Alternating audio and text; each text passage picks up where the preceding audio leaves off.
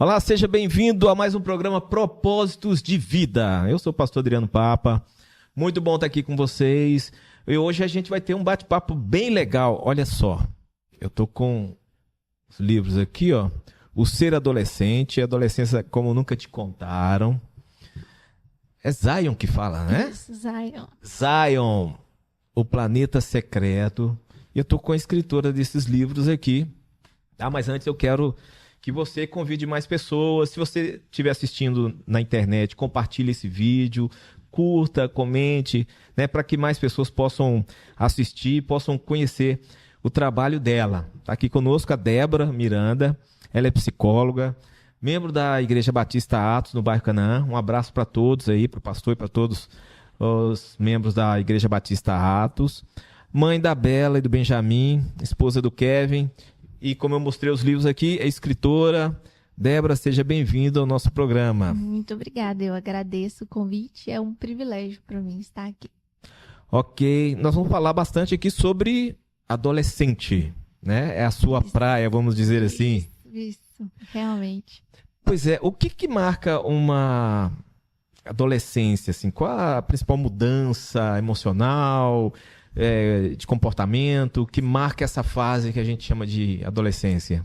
Então, é um campo muito aberto a ser explorado, né? Existem várias discussões acerca disso, quer seja no âmbito patológico mesmo, digamos assim, fisiológico, na verdade, quer seja no âmbito comportamental, né? Porque quando a gente coloca as questões de fisiologia mesmo, a gente precisa não trabalhar com a questão de idade, igual geralmente acontece na primeira infância, né? Porque tem toda a questão de influência hormonal que vai depender muito da demanda de cada pessoa, porque cada indivíduo é único, né? Uhum. Nas meninas fica mais fácil pra gente pontuar isso, mesmo você analisando assim essas oscilações bem grandes, né? É a questão da menstruação. Então, é um marco, ali você já sabe que vai vir uma descarga hormonal. Nos homens, nos meninos, isso não é tão possível, né, de ser identificado. Embora não estou falando que a adolescência começa quando começa a menstruação. Porque cada vez mais esse fenômeno tem acontecido numa idade mais precoce hoje. Não é difícil você encontrar meninas de 9 anos que estão menstruando. Sim. E aí, como é que vai ficar? E, na verdade, essa incerteza, não existe aquele bater do martelo, né? Acaba trazendo mais uma característica para essa... Meu Deus, olha o jeito que é difícil a adolescência, a gente nem sabe direito quando que começa. Cada vez mais os estudos também vêm comprovando que termina mais tarde também, porque os estudos acompanham também a questão do desenvolvimento social. Né? Antes era comum as pessoas se casarem muito mais cedo. Sim. Né? Hoje a gente percebe as pessoas se casando um pouco mais tarde. Bem mais tarde. E os estudos vêm mostrando que o desenvolvimento cerebral, ele se conclui por volta ali dos 22 a 25 anos. Então a gente diria que a partir daí é um adulto. Em termos assim, fisiológicos. Sim. Só que a fase de anatomia, adulta, né, que a gente tá falando. Só que a fase adulta ela já começa um pouco antes. Então, como eu falei, não existe algo ali certeiro para falar a partir de idade tal e vai até a idade Y, né? Isso aí vai tendo essa oscilação. Tá. Existe algumas culturas que não existe esse termo adolescência, né? Por exemplo, entre os indígenas não existe isso, né? Sim. Como que fica essa situação? Como que fica marcada essa situação nesses locais, nessas culturas? Então, a gente, até pela questão de direitos humanos e tudo, a gente precisa respeitar aquela questão de características bem específicas, né?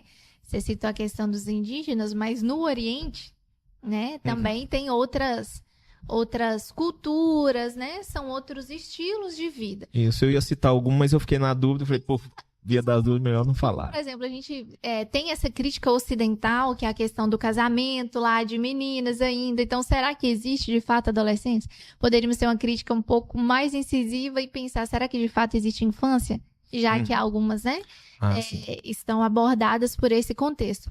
Mas aí acaba que os estudos que a gente tem são mais voltados para essa questão, assim, nossa, do Ocidente, né? Do que a gente costuma observar. Entendi. Falando aí da adolescência, é muito comum uma certa rebeldia, né? Isso que marca eu vou usar um palavreado dos pais, né? Uma certa rebeldia. Sim. O que é rebeldia e o que é sofrimento emocional? Sim. Que os pais devem saber separar. Sim. Se eu não me engano, o primeiro capítulo do livro desse O Ser Adolescente, ele começa... Adolescente. Isso. Ele já começa falando que a adolescência, ela começa na gestação. Ou deveria. Ah, sim, eu vim aqui. Né? Porque quando a gente idealiza uma gravidez, a gente faz um projeto óbvio a longo prazo daquela criança. A gente começa ali pensando no nome, no quarto. A gente sabe ali que a gente vai encontrar os desafios iniciais ali do puerpério da mãe, cólicas, isso aí tudo a gente já espera e a gente já parte ali para uma questão de escola. Da escola a gente pula para a faculdade, esquecemos da adolescência nesse percurso aqui, né? Uhum. E aí depois, quando eu for vó, né, que você já está imaginando os filhos desse bebê, Sim. no caso. Mas a adolescência, ela precisa ser cogitada porque o seu bebê vai virar adolescente. E às vezes não tem tanto uma questão desse preparo dos pais para lidar com a adolescência, né? Não existe essa programação, tipo, ó, eu preciso me aprofundar, eu preciso estudar, eu preciso procurar uma ajuda. Hoje é comum a gente ter uma consultoria de amamentação. Sim. Enquanto grávida, eu já penso lá na minha amamentação. Mas a gente não pensa nesse adolescente, né, nessa fase que ele vai precisar de ajuda. Então, um pouco dessa rebeldia que a gente encontra neles é até por uma imperícia, né? Tipo, em termos técnicos, a imperícia da gente saber como que lida com aquilo, embora, se eu não me engano, é o segundo capítulo, já fala que nós já fomos adolescentes. Todo pai, ele já foi adolescente, ele já esteve nessa pele, nesse lugar. Claro, não na mesma circunstância, mas parece que apaga da memória. Eu não entendo esse menino. Eu sempre assisto. Ou quando lembra, fica assim, na minha época era assim. Eram situações diversas, né? Sim. A rebeldia, ela é comum, mas o que eu falo? A gente não pode normalizar isso também. Uhum. Hoje, a gente fala muito aí do Terrible Two, na fase quando a criança está nos 2 aninhos, que seria a adolescência da infância. Existem alguns estudos categorizando isso aí. Só que aí, se uma criança de 2 anos, ela tá fazendo uma baita pirraça num shopping, isso vai me estressar, isso vai me abalar como mãe, mas eu sei que é uma criança de 2 anos. Eu consigo ter uma maturidade frente a ela ali, né? E não vou concordar com aquilo. É esperado, mas eu não concordo. Mas eu sei que é comum, é uma fase que a criança precisa de maior apoio, é uma fase que eu preciso me conter mais, porque eu sei que essa birra vai vir em lugares públicos, como eu citei aqui a questão de shopping, né? Uhum. Mas aí quando a gente vê essa questão da adolescência, mesmo sendo esperado essa questão da rebeldia, parece que os pais não esperam. Os pais não esperam que vai chegar esse momento. Em consultório, eu percebo que algumas mães, inclusive, não falam sobre questão de menstruação com as filhas. Sabe que vai vir, vai acontecer, é um marco esperado, mas aí depois chega esse menino. Meu Deus do céu, o que eu faço? Eu não sei. Não é mais aquela mesma compreensão quanto a criança tinha uma birra. Claro, não estou falando que é uma criança. Mas eu diria que essa diferença principal aí sobre a questão do sofrimento é analisar a questão do comportamento desse adolescente, que é normal ele repelir os pais, é esperado. Uhum. De novo, a gente não vai concordar, mas Sim. a gente precisa saber que isso vai acontecer e eu preciso ter medidas para isso. É normal ele ter uma reclusão também, ficar mais no quarto, né? Um momento de introspecção ali da vida dele, né? Mas aí o que eu preciso saber? Como é que tá o social desse adolescente? Porque é normal ter amigos, é normal não ter. Aliás, não é normal não ter. Exatamente, porque o adolescente ele tem essa necessidade de ser aceito. Ele tem o seu grupinho. Exatamente, que geralmente não é a família, né? Mas, então, tipo assim, é um adolescente que ele tá ficando mais recluso, né? Eu consigo observar um comportamento nele, uma pessoa, assim, totalmente mais fechada, não quer sair infelizmente hoje com as redes sociais, esses grupos aceitos às vezes não são grupos de pessoas físicas, né? Sim. E aí os pais não sabem qual que é a conversa, porque pensa, antigamente a adolescente recebia crianças, os colegas, né, em casa. O pai conseguia ter uma noção ali quem são os colegas, pergunta sobre os pais, automaticamente sabe com quem que o meu filho tá andando. Hoje a gente não consegue ver isso porque o adolescente, ele fica recluso dentro do quarto, com quem que ele tá conversando? Geralmente os pais não têm acesso, Não tem acesso. e vai promovendo um afastamento além do esperado.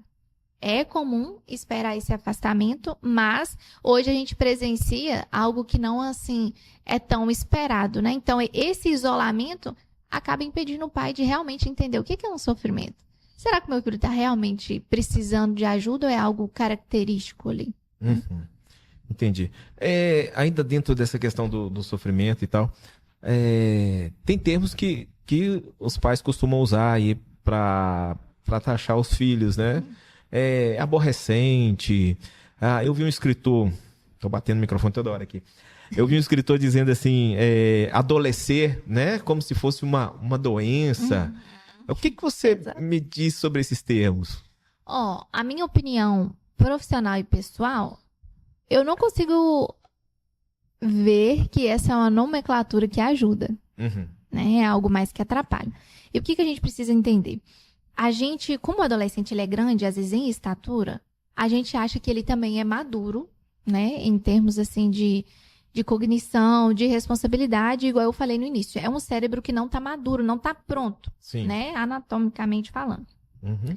Então, esse adolescente, esse ser, ele ainda está nesse processo de desenvolvimento e de identidade. Então, eu tenho que tomar muito cuidado com o que eu falo com ele para ele não absorver, eu sou difícil mesmo, mas eu sempre fui tentada. Eu sou assim mesmo, eu sou rebelde. Aí a gente precisa ver até que ponto isso está ajudando ou está sendo algo, tipo assim, mais negativo, né? Sim. Prejudicando mais o processo. Então, eu sou contra, eu acho que é desnecessário. Desnecessário, né? Ok, e não define o adolescente, né? Exatamente. De certa forma. Tá, vamos andar assim na área da fé, assim. O que é mais desafiador pro adolescente cristão nos dias de hoje? Então, sobre isso a gente precisa entender os dias de hoje, antes de falar dos desafios. Sim. Eu não acho justo quando a gente faz essa comparação da nossa adolescência ou de adolescências anteriores, porque eles não vivenciaram o que esses adolescentes estão vivenciando. A gente não vivenciou. Uhum. O WhatsApp tem uns 10 anos. Tem uns 10 anos que explodiu essa questão das redes sociais, né? Em curto tempo, teve um avanço tecnológico muito forte, né? Muito rápido. Exatamente. Muito rápido. E a adolescência, ela já é difícil. Por si só, ela é difícil. Uhum. Eu, geralmente, gosto de me comunicar mais com as mães. E as mães me entenderão. Por quê? Quando a gente está na famosa TPM, a gente não consegue entender nada. A gente, adulto, né? A gente quer comer uma coisa que a gente não sabe o que é, a gente não tá bem... nada faz o nosso gosto ali, mas é algo que dura um tempo ali. Por que isso se dá? Pela desregulação hormonal. Uhum. Não é a mesma, mas quando a gente trabalha o adolescente, a gente entende que existem várias desregulações também hormonais. Então, não é um lugar que o adolescente quis estar. Acontece, né? E aí, às vezes, dá essa questão. Eu não sei o que eu quero. Hoje eu quero essa roupa, amanhã eu não quero mais. De novo, a gente não vai fazer a vontade desse adolescente, mas entender o jeito que é difícil.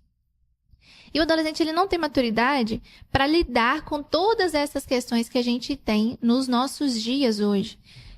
Eu diria que no meu atendimento adulto, quando eu atendo mulheres, eu percebo que o cerne, assim, do sofrimento é a questão de comparação. Quer seja uma comparação física, quando você vai trabalhar a questão de distúrbios alimentares e tudo. Quer seja uma questão de realização mesmo. O que é sucesso? Eu não sou bem-sucedida, eu não tô milionário, porque hoje todo mundo é milionário. Eu não tô milionário, o que tá acontecendo comigo? Sabe? É essa questão de comparação. É um sofrimento para um adulto. O adolescente, ele está exposto nesse lugar de comparação com um monte de coisa. Com um colega que é de outro país. Um colega Sim. que ele conheceu e é de uma outra cultura, mas ele tá ali se comparando, né, com todas essas questões. Então, o principal desafio desse adolescente cristão no caso, né? Sim. É conseguir entender, assim, mediante a todas essas comparações, quem eu sou ou quem Deus diz que eu sou, né? E conseguir ter um cerne, assim, um princípio muito bem estabelecido que, infelizmente, nem muitos adultos conseguem ter, né? Essa questão da casa na rocha. Complicado. E como que a fé pode ajudar esse adolescente a lidar assim com crise de identidade e com a pressão que você falou aí a pressão social, a pressão do mundo? Eu sempre gosto de dizer em consultório que sentimento não é verdade. É o que a gente sente. Um exemplo. Eu posso sentir que você não gostaria que eu estivesse aqui. Cismei. Sentei aqui, gente, o Adriano ele não tá me querendo aqui por alguma coisa. E às vezes eu vou me agarrar a esse sentimento, quando na verdade só você pode me dizer se isso é uma verdade ou não. E às vezes a gente alimenta muito essa questão do sentimento. Por isso que eu falo, sentimento não é verdade. Eu preciso validar o que eu tô sentindo, mas eu preciso entender que não necessariamente é uma verdade. Por que a fé ela é importante? Porque eu não posso me fundamentar naquilo que eu estou sentindo. Sabe? Eu estou sentindo que os meus pais me amam. Hoje eu não estou sentindo porque meu pai deu mais atenção pro meu irmão, né? Ou estou sentindo que eu não estudo na escola, que a maioria dos meus colegas estudam, então eu sou rejeitado. Se o adolescente ele vai para essa questão de sentimento, acaba trazendo um sofrimento maior. Agora, quando, não só o adolescente, mas quando o indivíduo, ele é sustentado naquilo que ele sabe, né? A fé, ela é o que é. Então, é o que eu sei, não é o que eu tô sentindo. Então, eu consigo alimentar e fortalecer isso e garantir que, eu tô sentindo isso, mas eu sei, o meu Redentor vive, eu sei que todas as coisas cooperam para o meu bem, eu sei que Deus tem planos de paz para mim. Então, a fé, não só na adolescência, ela entra como essa fortaleza. Esse alicerce, né, que Exatamente. você falou aí, né? Assim, mesmo falando de fé, a Bíblia ainda parece assim um pouco distante para muitos jovens. Como é que a gente consegue tornar ela mais relevante e mais acessível para a vida deles? Então, esse aí é um grande papel que a gente precisa, de novo, falar com os adultos. Por isso que o livro é para pais de adolescentes, né? A gente precisa... Põe na tela, Vinícius, o livro. Justamente esse aqui, ó. A gente conseguir ter essa questão de como preparar esse adolescente. Embora eu falei dos desafios, das características atuais, hoje a gente também tem muita coisa positiva. Eu esqueci o nome do autor, mas ele é um autor que ele fez, tipo, mapas mentais sobre a questão da Bíblia, sabe? Bem descolado, assim, de você conseguir compreender, ter algo... mais cool pra galera aí, né? Algo que vai interessar mais. Isso eu acho que precisa mexer muito com a gente, porque às vezes a gente é muito rígido. De fato, não estou falando que as coisas precisam ser atualizadas, Bíblias precisam ser atualizadas, não nesse sentido, mas de conseguir usar tudo o que a gente... Os métodos, né? Os métodos precisam ser atualizados. A mensagem, ela continua a mesma. Porque é uma competição até... desleal, porque tudo lá fora é muito acessível, né? Tipos de linguagem, por exemplo, uma coisa que eu bato muito na tecla quando a gente vai trabalhar, hoje os adolescentes eles normalizam tudo, eles não têm mais um conceito de certo e errado, porque é tudo normal, teve um conhecido que acabou preso, sabe? Tá tudo muito, muito normal. Então, a gente conseguir mostrar como esse mundo atual, as tecnologias que a gente tem, as coisas positivas podem trazer para esse contexto bíblico, né? E que ele consiga entender que realmente, eu dei um exemplo dos mapas mentais, mas hoje vídeos explicativos, né? Às vezes a pessoa ela não consegue ler e entender, aí ela tem acesso hoje a cursos, a várias plataformas, a vários recursos. Hoje a gente consegue ouvir um versículo, você consegue decorar ele, você coloca no Spotify uma música e você consegue, sabe? Eu acho que o maior desafio, então, para a gente trazer esse adolescente seria a gente mostrar que não é fora da realidade dele, é possível para ele tá aqui. A coisa é tão careta igual eles tentam colocar, né? Exatamente. E como é que os pais podem, os pais cristãos, né? Ser presente na vida dos filhos sem sufocar e sem afastar eles nessa fase aí de adolescência, afastá-los da fé? Eu diria que é amando. Amando eles. O amor não sufoca, o amor ele é algo ali. Não estou falando no sentido de permissividade, né? Eu procuro sempre falar sobre isso. Tem os tipos de pais permissivos, que é o mais habitual hoje em dia, é a criança que manda. Pai, tudo bem. Ah, beleza, então tá. Vai, sobe, desce, ok. Tem um retrato aí dos pais autoritários, que é o que os pais dos nossos pais, né? Também não é um modelo ideal, porque é um modelo ali de muita repressão. E tem um modelo ideal, que são os pais democráticos, no sentido assim, eu consigo envolver o adolescente, eu posso ouvir esse adolescente. Filho, a gente quer pedir um lanche hoje, o que você sugere? Né? Às vezes, numa maioria, ele queria uma comida japonesa, mas a maioria votou na pizza. Então, eu não vou fazer a vontade do alecrim dourado, porque ele quer comer a comida japonesa. Mas, o filho, a gente te ouviu numa outra oportunidade, sabe? Conseguir trazer tudo isso. Então, seria essa orientação para os pais. Porque, às vezes, nós, pais cristãos, falhamos muito porque não olhamos para a nossa família como um rebanho. Né? É automático. Às vezes você vai cuidar de outras pessoas, você vai fazer visita a outras pessoas, você vai dar um presente de aniversário para uma outra pessoa, uma surpresa de aniversário para o seu líder, para o seu pastor, mas tem um rebanho ali. Então, olhar como eu estou cuidando de algo do Senhor, como de fato é, né? Sim. E amá-lo nas necessidades que ele tem de ser amado. Seria essa a dica. Ok. E assim, que conselho você pode dar para um adolescente que, mesmo dentro da igreja, mesmo com o grupinho dele, ainda se sente sozinho, se sente incompreendido? Porque isso acontece, né? Sim, sim. Não só com adolescente, né? Não só com adolescente. Mas eu diria que Cristo é suficiente. Cristo é suficiente e nele realmente não tem falta alguma. E justamente por ele ser suficiente, a gente pode contar com ele tanto com a presença, né, quanto com o fato de que ele nos apresente pessoas dele, né, na nossa vida. De repente, é essa a sugestão. Ao invés de eu sofrer com aquilo, já que eu tenho a fé, né, isso aí é um conselho para um adolescente cristão, orar para que Deus coloque essas pessoas na minha vida, né, porque é claro, Deus não quer ninguém sofrendo. Então, conseguir fazer uso disso tão precioso que a gente tem. Ele é suficiente para todas as coisas, ele também pode nos ajudar nessas áreas sociais. Ok. Débora, vamos lá para um assunto assim, um pouquinho polêmico. Rede social. Ajuda ou atrapalha no desenvolvimento da fé? Isso, vamos falar no caso do adolescente que fica 26 horas, né? no celular, na rede social. Sim. Eu não acredito que um adolescente fique 10 horas na rede social alimentando de conteúdos bíblicos. E é esse o problema. Né? É esse o problema.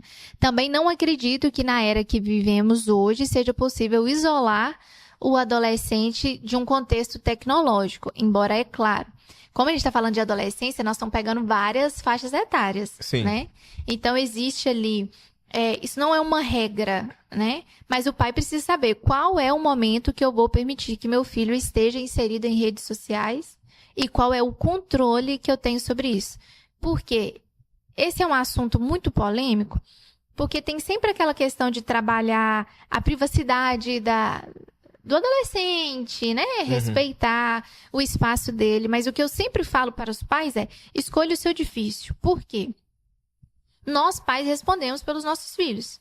Isso quer dizer que os nossos filhos têm uma incapacidade hoje de tomar decisões complexas, né? Então, ele precisa de um acompanhamento. Então, eu não posso soltá-lo nesse mundo aí que é a internet, porque eu estou respeitando a privacidade dele. Eu preciso saber eu preciso ser esse cérebro maduro que o meu adolescente ainda não tem. Ele vai gostar da gente colocando os limites? É claro que não, gente. Ninguém gosta. Não vai gostar. Né? Mas aí o que eu prefiro? Por exemplo, eu atendi uma vez um pai que ele queria ser esse melhor amigo do filho adolescente dele.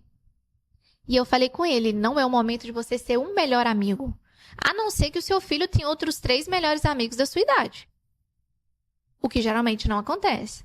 Se eu tenho 45 anos e o meu filho de 11 anos né? Ele não tem outros amigos de 45, por que eu tenho que ser o amigo dele nesse momento? Por quê? São idades de maturidade muito diferentes. Isso. Né? Então, eu preciso ser aquela pessoa que vai colocar os limites ali pra ele. Eu sempre falo, hoje eu e meu pai, nós somos melhores amigos, né? Claro, depois do meu esposo, o meu pai, ele é o meu melhor amigo. Eu detestava meu pai quando eu era adolescente. Eu queria ir pra lugares que ele não queria deixar, entende? Então, eu preciso respeitar isso, mas entender que eu não posso deixar o meu filho fazer o que ele quer, conversar com quem ele quer, mas isso é realmente polêmico. Porque eu já atendi também. O que a gente precisa... A gente precisa ter um bom senso. Eu já atendi casos de adolescente. Hoje é comum um adolescente ele conversar com outro adolescente por causa de jogos. Isso dá vários alertas pra gente? Claro. Sim. Né? A questão de pedofilia. Quem que é a pessoa por Quem é que tá do trás outro lado? disso? Isso. Exatamente. Só que, na minha época, isso não existia.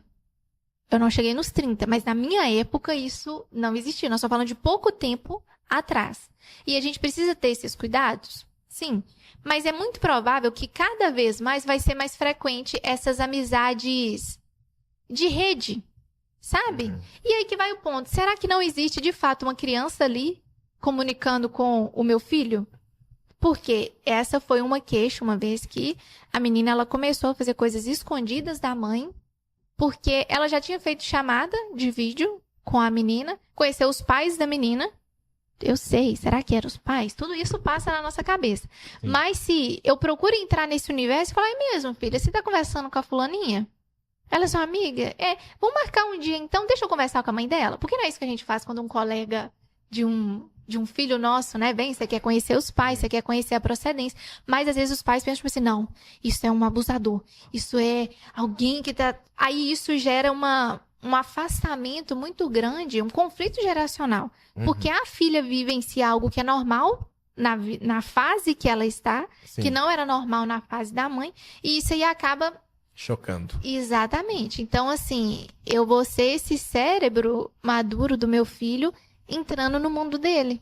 E conhecendo, e pesquisando. E dá trabalho, gente. Dá trabalho quando a gente tinha que acordar de madrugada, quando troca fralda. O trabalho continua. É o trabalho, exatamente. Ainda nessa questão da rede social e de celular. Vou fazer outra pergunta polêmica em cima dela. Existe uma idade pro adolescente estar com isso aqui na mão? Eu diria que quanto mais tarde, melhor. Quanto mais tarde, melhor. Mas o que é mais tarde?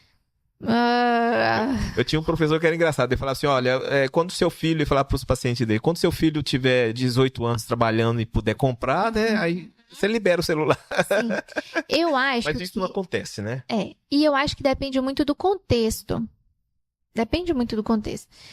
Alguns pais liberam a questão do celular para os filhos mais cedo, às vezes até por uma questão de necessidade. É para eu me comunicar com meu filho. Mas é claro que se meu filho tem um WhatsApp, ele não vai ter o WhatsApp só para ele. Ele vai precisar ter essa outra questão. Só que hoje tem como você ter um controle muito incisivo em cima disso. O meu filho tem um celular? Eu não diria que é saudável antes dos 15 anos. Não diria que é saudável. E também, por que eu falo que isso é polêmico? Geralmente as pessoas querem... Como é que eu te falo? Elas querem que alguém dê respostas para se eximir da responsabilidade de tomar as escolhas e assumir as consequências daquilo ali. Por isso que o psicólogo tem um trabalho importante que não é dar conselho. É mostrar a luz e a partir dali a pessoa vai escolhendo quais que são as ações dela, porque a consequência é ela que sofre. Isso. Né? Ela que sofre. Sim. Então, vai sobrar para ela de qualquer jeito. Exatamente. Então, é mais fácil eu arcar com algo que eu estou ciente, né? Por exemplo, meu filho chegou na idade que ele precisa se comunicar comigo. Não tem como, igual eu falei, não tem como a gente esconder esses meninos numa bolha. Isso aí vai acontecer. Mas aí você consegue hoje ter aplicativos que, a partir de horário tal, o celular trava. Sim. Né? Não tem mais esse acesso. Fulano, você pode conversar, mas todo dia o celular no meu quarto, hora tal, eu tenho acesso a tudo que você está fazendo. São ferramentas, formas de lidar com todo esse... Filtrar um pouco, né? Exatamente. Entendi. Hoje os adolescentes, né? A gente que trabalha com psicologia está vendo que eles estão cada vez mais expostos à ansiedade, depressão, e muitos pais acham que é frescura, muitos avós, né? Acham, isso é frescura e tal. Mas qual a resposta, qual que deve ser a resposta, assim, da igreja quanto a isso, essas situações? É a mesma resposta para... Não que eu estou comparando o Estado, né? Mas é a visão da igreja. É a mesma resposta para... chegou um novo convertido ali. Eu vou fazer o quê? Eu vou acolher esse novo convertido. Eu vou entender o que ele precisa. A demanda dele é o quê? Às vezes é comida, às vezes é emprego, às vezes é um discipulado ali, acompanhar de perto, sabe? E precisa acolher. Não é porque essa criança nasceu na igreja, né? Porque ela não tá vindo de fora. Às vezes, assim, nasceu na igreja e ela precisa de um acolhimento, gente. Ela precisa ser acolhida, precisa ser entendida. É esse o papel da igreja, não é? De não julgar. Sim. De não ter alguns... Difícil, né? É porque Tá dentro teoricamente... da Bíblia, mas a gente... É fácil você ter que fazer uma prova. O que o cristão tem que fazer? Amar a Deus sobre todas as coisas, amar o próximo como é ele mesmo, perdoar 70 vezes 7. Mas na hora de colocar isso em prática, é realmente mais difícil. Mas eu não diria que é difícil colocar em prática, mas eu não diria que é uma coisa tipo assim, meu Deus, estamos vivendo um problema agora que a gente não sabe o que vai ser. É ser humano. Então, o contato, como eu lido com o ser humano, é amando ele. Entendi. E, pois é, e ainda dentro da igreja, né? Tem espaço para o adolescente ser ouvido? Vai cair na mesma pergunta, basicamente, né? Ser ouvido, espaço para que ele possa servir, para que ele possa liderar até, vamos dizer assim. Sim. Inclusive, né? A gente tem a polêmica aí nas redes sociais aí daquele pregador mirim, né? Que tanto que tá apanhando, mas assim, não vamos entrar no mérito, né? Mas assim, isso levanta até uma discussão, né? Tem espaço para esse adolescente fazer esse tipo de coisa dentro da comunidade cristã? Então, eu acho que é complexo porque, vamos lá, a gente falou em termos assim, meio que científicos, né? Sobre a questão do adolescente, ele não tá pronto, não tá preparado. Então tem a questão assim, o que ele tem que assumir? Entende? Porque é uma linha muito tênue, porque não só nessa questão ministerial, tem a parte tipo de responsabilidades que o adolescente precisa ter em casa, na escola, no âmbito social. Responsabilidade, às vezes, não de estar liderando ou estando à frente de alguma coisa, mas eu fazer o meu devocional. De eu servir a igreja de alguma forma. Como que eu posso servir? Né? Mas também tem essa questão aí a minha vida espiritual, eu em casa, sabe? Por quê? Às vezes, a gente quer, não só os adolescentes, né? A gente quer, de fato, algum trabalho, assim, na igreja, algum ministério, alguma função ali, mas, assim, e a nossa vida? E em casa? Né? Será? Porque servir a Deus, eu sempre falo isso, o maior problema de nós cristãos hoje é separar a nossa vida cristã da vida secular. Então, não é o meu trabalho lá na igreja levantar as mãos, o que eu estou servindo lá na igreja, que eu estou adorando a Deus. A minha vida precisa adorar a Deus. Então, às vezes, eu não preciso ter espaço para ter que brigar com púlpito e tudo. Se eu entendo que se eu estou honrando os meus pais, se eu ajudo os meus pais em casa, Deus está se agradando tanto quanto eu acordar cedo e ir na escola dominical. Entende? Então, precisa ser assim. Precisa ter... Eu diria que a responsabilidade é mais nossa, adultos, conseguir mostrar, direcionar esse adolescente do que o adolescente vai precisar fazer, porque aí nós estamos querendo algo de alguém que não está pronto para lidar com pessoas que estão prontas e às vezes agem como não deveriam. Então, fica essa responsabilidade nossa. Por quê? Já que judicialmente é a gente que responde por eles, em todas as áreas a gente responde por eles também. Ok, muito bem falado. Débora, esses livros aqui, vamos falar um pouquinho sobre os seus livros? Zion, o Vinícius, se quiser colocar na tela, aqui, Vinícius, para o telespectador e os nossos internautas verem melhor. O que fala o livro? Então, Zion. O Zion, ele é totalmente diferente, né, da temática. Essa é uma temática mais profissional mesmo, né? A ideia Vamos falar dele depois. Isso. Falar do Zion. O Zion, ele já é uma escrita de mãe. É uma escrita de mãe. E provavelmente eu vou me emocionar falando sobre isso. Quando eu tive minha primeira filha, eu tive muito medo de morrer. Meu Deus, se eu morro, deixa essa criança um ser indefeso, o que que vai ser e tudo. Consegui superar isso aí, puerpério, vibes puerpério. Quando eu tive meu segundo filho, eu tive muito medo de ele morrer. E aí eu precisei trabalhar no meu coração o conceito de eternidade e reforçar isso. E embora eu não saiba quando eu vou morrer ou quando eles vão morrer, a minha ideia é que eles consigam entender que somos eternos, que a gente não pertence a esse mundo, então não existe um fim aqui. Se Cristo conquistou para nós, embora é uma história lúdica, né? Cristo conquistou para nós a vida eterna, então encerra o nosso caminho aqui e nós vamos para outro lugar. É tanto que Zion ficou meio que americanizado, né? O nome é porque é Sião. Sião, isso. Então todos os personagens, tem o rei aqui principal, que é Aleph, que é a primeira letra do alfabeto grego, dizendo é a alusão, né, a Deus como o criador de todas as coisas. Tem o vilão, que é Daemon, que o significado do nome é justamente essa questão de usurpar e tudo. E conta uma história, e pro mundo infantil, eu percebi que eu atingi o meu objetivo como escritora quando eu terminei de contar para minha filha e ela falou assim, é de verdade? Sabe? Porque é aquela coisa tipo assim, uai, isso aqui acontece mesmo, né?